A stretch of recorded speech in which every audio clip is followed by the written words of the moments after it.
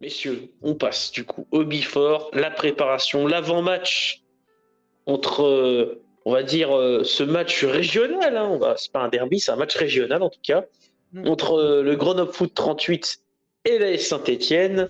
Mais pour ça, nous allons commencer par un petit historique préparé par Albert. Exact.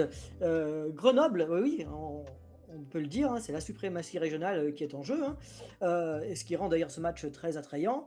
Mais il faut bien reconnaître que ça n'a pas été souvent le cas entre les deux clubs, Grenoble ayant toujours évolué oui, dans l'ombre de Saint-Étienne. Donc il ne s'agit pas vraiment d'un classique. Les deux équipes se sont affrontées en fait 26 fois, dont 11 fois en L2 et seulement 6 fois en L1, ce qui donne 17 victoires, 6 matchs nuls et 4 défaites pour l'ASS, 55 buts contre et dans 55 buts pour pardon et 25 contre. Les Grenoblois ont d'ailleurs dû attendre leur 16e match contre l'ASS avant de remporter leur première victoire. Les Verts ont également un bilan positif sur le terrain de Grenoble avec 6 victoires, 3 matchs nuls et 3 défaites. À noter que Saint-Etienne a affronté 3 fois Grenoble en terrain neutre en Coupe de France et à chaque fois à Gerland pour autant de victoires. Les Stéphanois qui se sont illustrés contre Grenoble ou qui ont évolué avec les deux clubs, en fait, 37 buteurs stéphanois différents se sont illustrés lors des ASS Grenoble. Ignace Tax, un des 10 meilleurs joueurs de l'histoire de l'ASS, et Jean Loer, un autre très grand joueur injustement oublié, ont marqué un quadruplé et un triplé le 21 novembre 1943 pour une victoire 10-1, le score le plus lourd entre les deux formations. Eugène Njolia, premier noir africain à jouer à l'ASS, a inscrit un triplé le 11 janvier 1959 pour une victoire 6-1 en 32e de finale de la Coupe de France. Et Roger Milla, un autre célèbre Camerounais, a également inscrit un triplé le 7 décembre 1985 à Grenoble. 10 joueurs ont commencé leur carrière en vert contre Grenoble, parmi lesquels on peut citer l'international français François Heut, 9 sélections, mais qui connaîtra une carrière mitigée à Saint-Etienne. Mais aussi plus proche de nous, Vincent Ognon, l'actuel entraîneur de Oui, Lilian Compan, le 3 août 2002. 4 joueurs ont inscrit leur premier but en vert contre Grenoble. Le défenseur Francis Camerini, le 1er mars 1970. C'est d'ailleurs le seul but de sa carrière. Jürgen Milewski, un Allemand, le 9 août 1985. Il n'a marqué que 2 buts. Et les 2 autres qui ont marqué leur premier but en vert contre Grenoble, vous les connaissez, je suis sûr. Quels sont-ils? Est-ce que vous vous en rappelez? et Diane Chambost Dylan Chambaud et et Anthony Briançon. Tony Briançon. Ça revient, Briançon, ça revient. Ah Oui, ouais.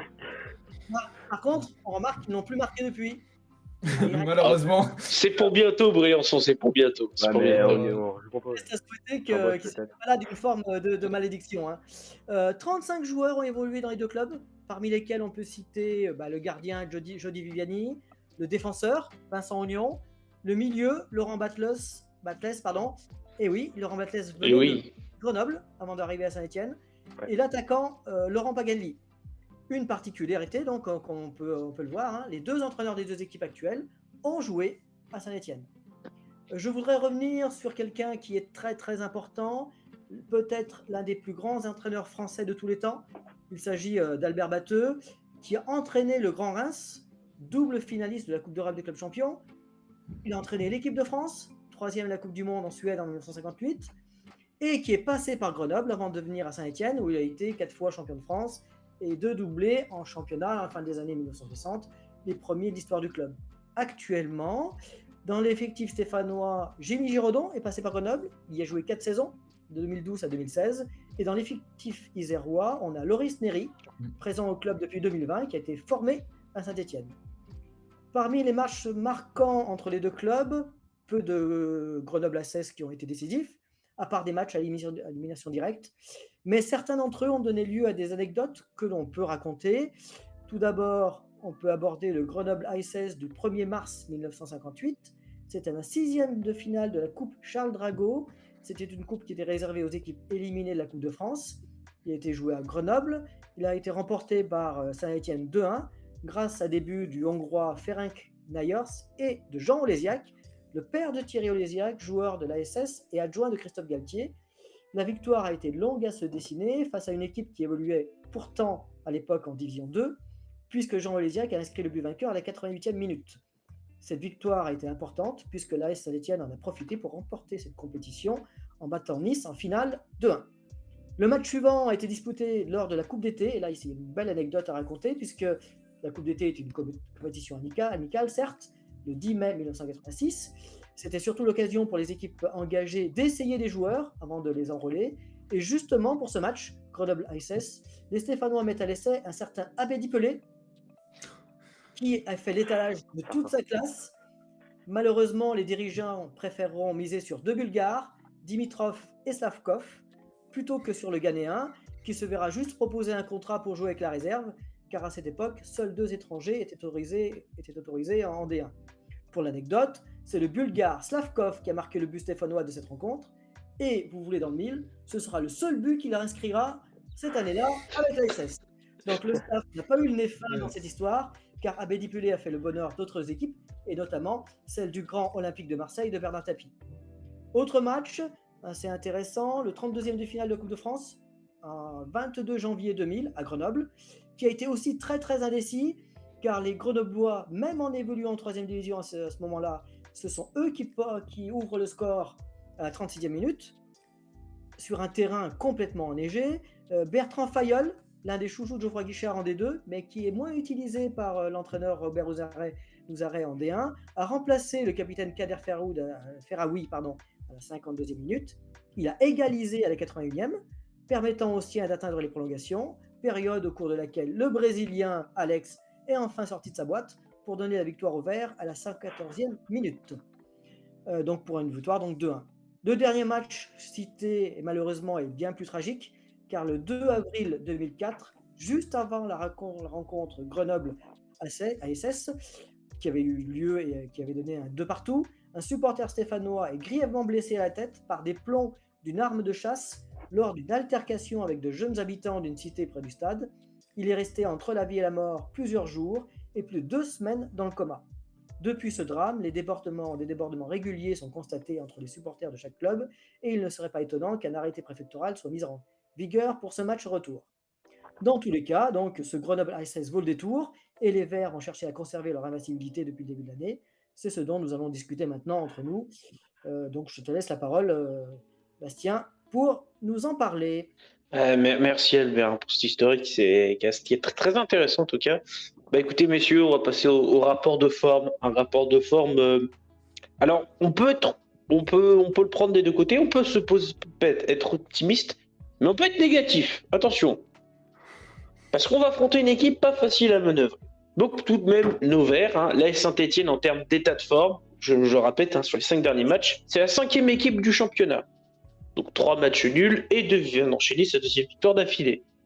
10 buts marqués pour 6 buts encaissés. Un ratio plutôt bon, même si ça fait un peu plus d'un but encaissé par match. Toujours notre défaut, la défense. Les meilleurs buteurs, vous les connaissez.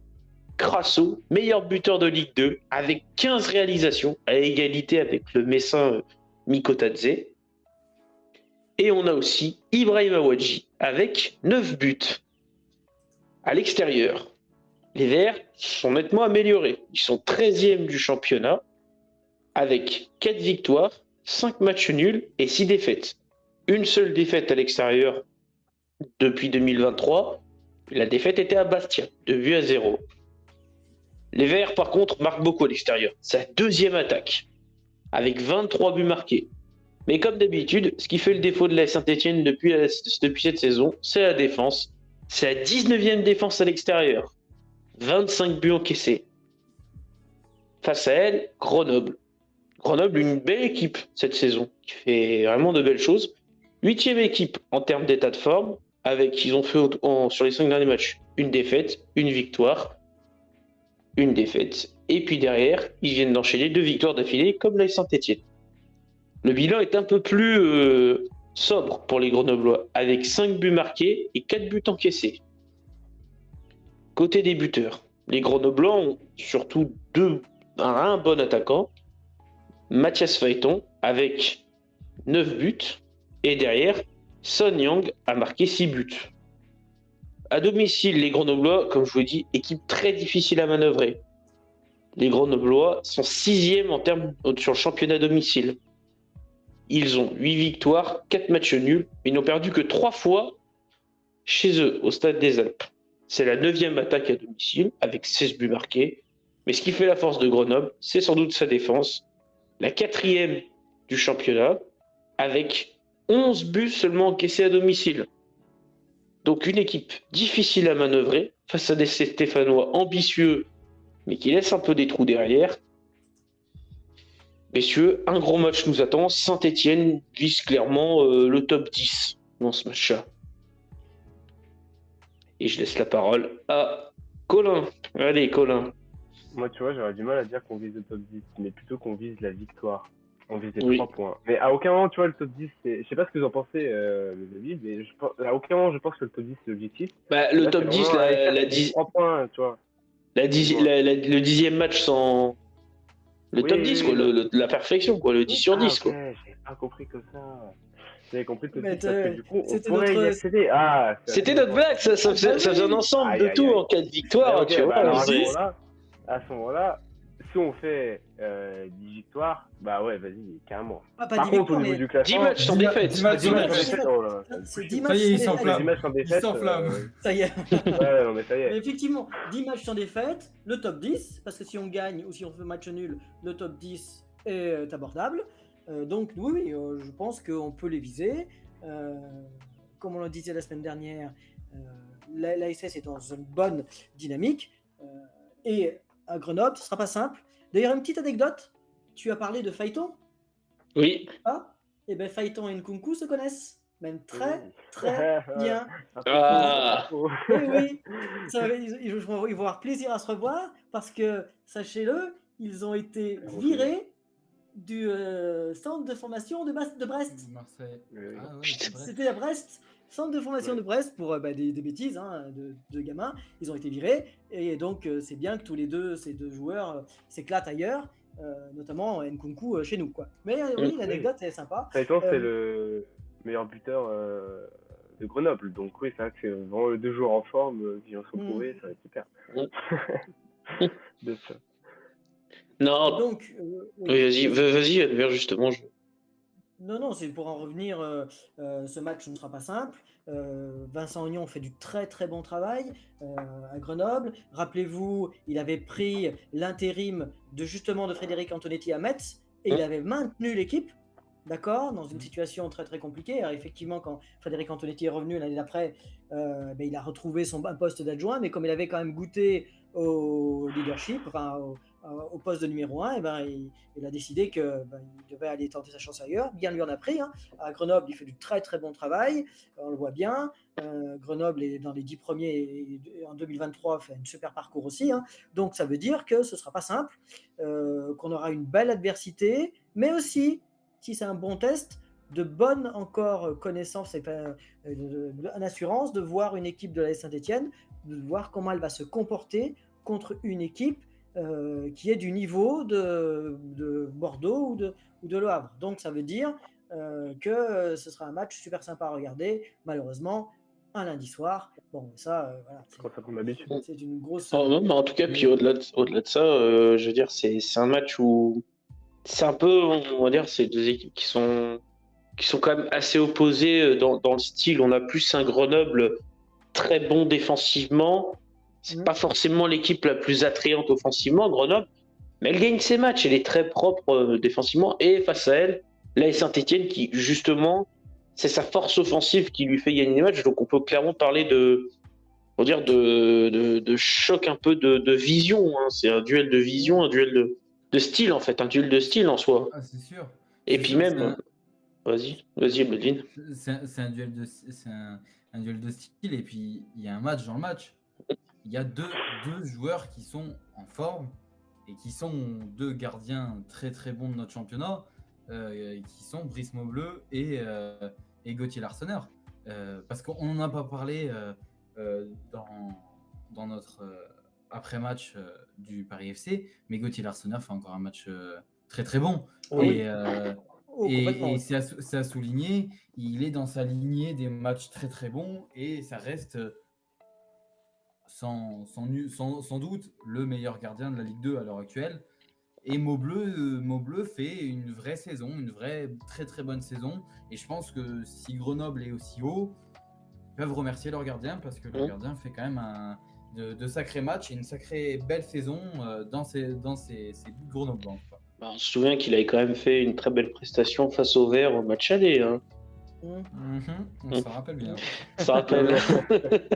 Des sacrés arrêts. C'est Oui. vrai qu'il y a un 2 partout qui nous était quand même resté en travers de la gorge, puisqu'on avait été mené très très rapidement au bout de 2 minutes de jeu, hein, rappelez-vous, hein, je pense que vous vous en souvenez. On avait pris l'avantage de 1 qu'on n'avait pas réussi à conserver, parce qu'à cette époque-là, on va dire qu'on n'était pas encore suffisamment armé pour pouvoir gagner ce type de match. C'est plus le cas aujourd'hui. Hein. On était bien fébrile.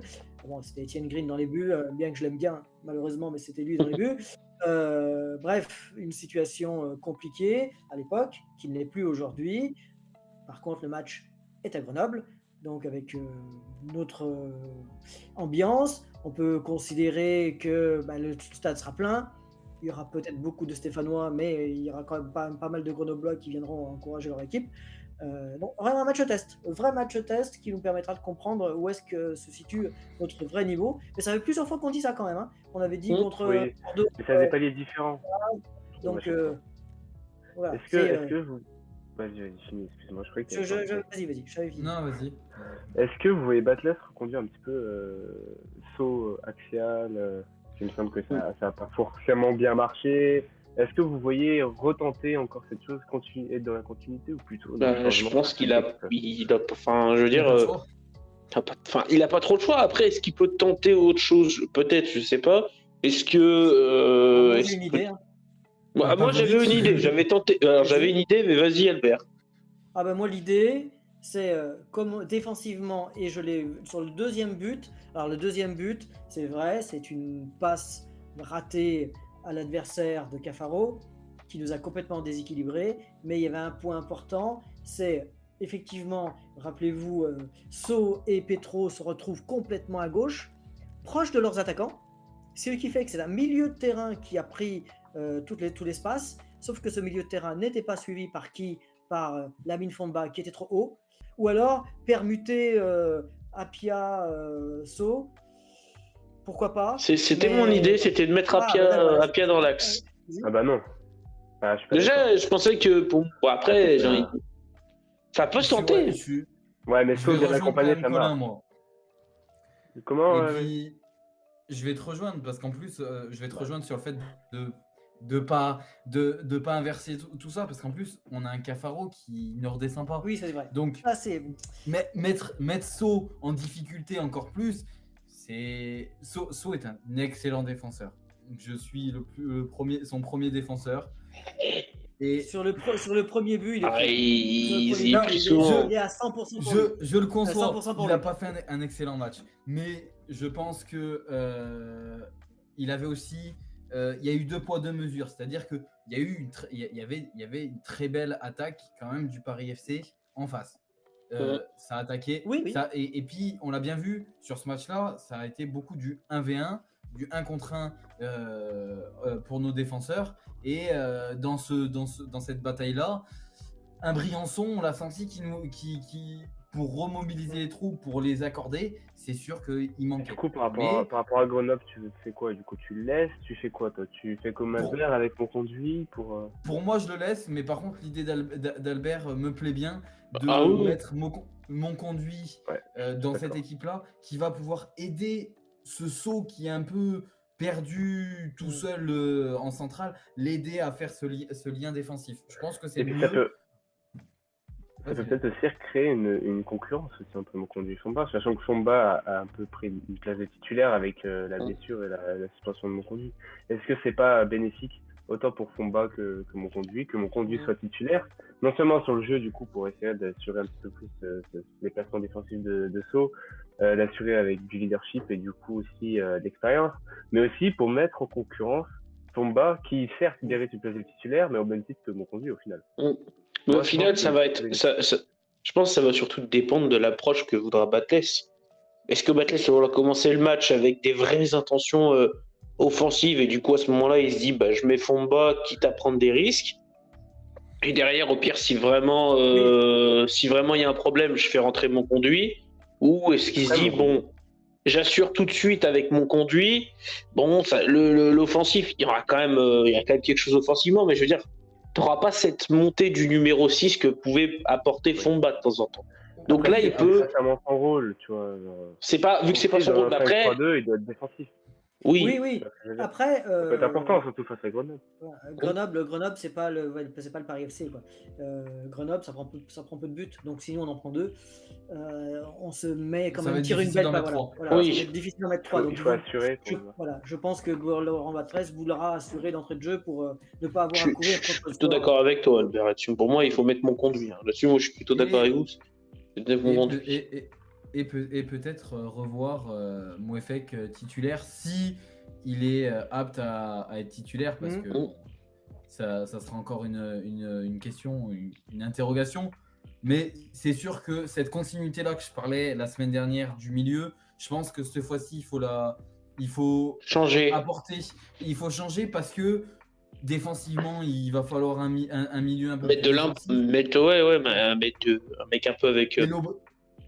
Et l'Aubry, va peut-être falloir lui créer un électrochoc, lui faire goûter un peu au banc pour comprendre que il y a du monde à côté de lui, parce que je l'apprécie, mais il est en dessous des performances qu'on attend de lui et qu'on a pu voir à certains moments, et aussi l'année dernière quand il était à...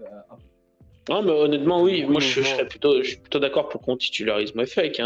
Mettre tout de suite l'impact que peut mettre Mouefek. Parce que Mouefek, si tu le mets, même si c'est 70 minutes, c'est 70 minutes où il va jouer à 200%, quoi. Il va jouer même à 300, 400%. C'est un mec qui est 70. C'est comme si lui, il joue 70 minutes ultra à fond. Donc, peut-être, pourquoi pas, ouais. Pour moi, mettre Mouefek, c'est plus. C'est dans cette optique-là que je titulariserais Mouefek. Beaucoup de changements. D'avoir tout de suite un mec, voilà. Vous n'avez pas peur, vous, de voir autant de changements dans votre jeu, de changer autant ce cœur du jeu qui. C'est pas des si gros changements parce qu'ils ont l'habitude de jouer ensemble. On a déjà vu mon conduit, Mouefek Bouchouari, on a déjà vu mon compte machin. Je veux dire, ils ont l'habitude, donc pour moi, c'est pas un gros changement. Ça serait un gros changement si on aurait été au début de saison, mais là. Le trio mon conduit, Mouefek, Bouchouari était le trio titulaire avant leur blessure. Donc les retitulariser, c'est pas vraiment un très très grand risque puisqu'ils ont déjà joué ensemble et bien joué ensemble. Donc oui, contre Grenoble, il nous faut une assurance défensive supérieure que celle qu'on a eue contre le Paris FC, pardon, le Paris FC, et il me semble que ces 3 joueurs-là derrière sont plus rassurants. Après, moi je rejoins Colin sur le fait que certes, changer de milieu, c'est peut-être un gros changement, entre guillemets, mais avec le match qu'on a produit au milieu de terrain contre le Paris FC, c'est là où les changements sont impératifs, en fait. Parce que contre le Paris FC, on n'a finalement pas été si dominateur que ça au milieu.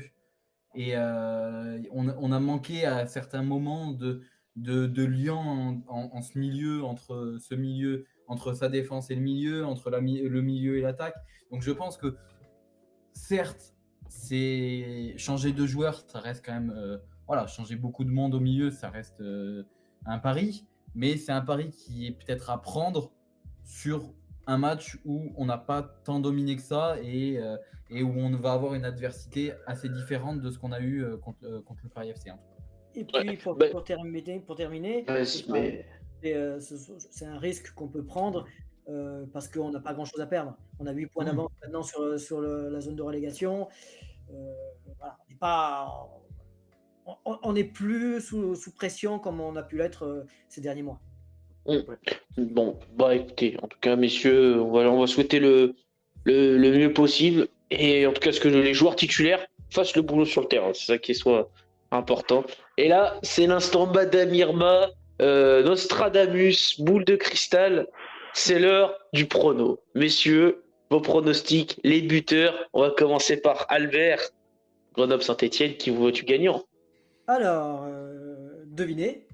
La Saint-Etienne. Bah, ça déchire, déjà. Alors, 2-1. 2-1, parce que je pense qu'on va encore prendre un but. 2-1, et je mettrai. Alors, en buteur, j'aimerais voir cette fois-ci Cafaro, et je sais pas pourquoi, pour une fois, donc complètement quelque chose d'improbable, hein, mais pour une fois, je me le mouille. But sur corner de Sceaux. Voilà. Voilà qui fait plaisir à Belvin, ça. Mais surtout qu'on n'a Bah, pas marqué juste- sur corner cette année. Ouais. On n'a pas marqué. Ouais. Ah oui, Oui, c'est en surtout, c'est surtout ça en Voilà. fait. qui me fait plaisir. C'est que si on arrive à marquer sur Qu'est-ce corner, que ça je serais déjà heureux. Bon, Ça, allez, déjà, bah, justement, Belvin.